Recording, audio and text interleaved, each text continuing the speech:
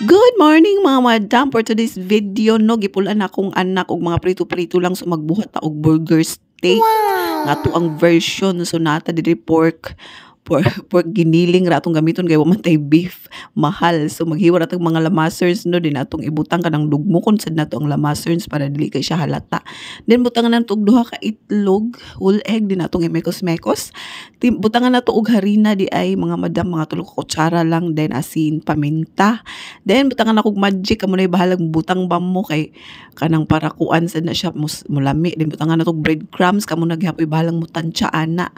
Then butang nato og sibuyas, dahon, imekos-mekos din ato din ng takson o usa ka takos din ngani na siya atong i-flat. Syempre iprito na nato para mahimong burger steak no, lain sa atong kilawon.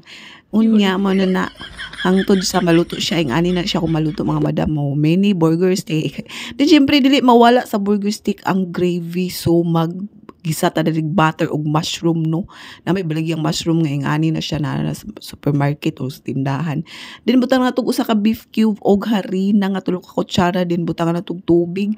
Kamo nay bahalang mutansya sa tubig mga madam kung gusto ba kag lapot-lapot or lasaw nga gravy okay na na. Din butang natog toyo nga gamay pangpakulay. Ayan.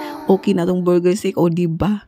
Ang sarap-sarap na niyan. Syempre tilawan nato kung okay ba ang lami. So, para naku okay ra jud ni siya kay ako may nagluto syempre.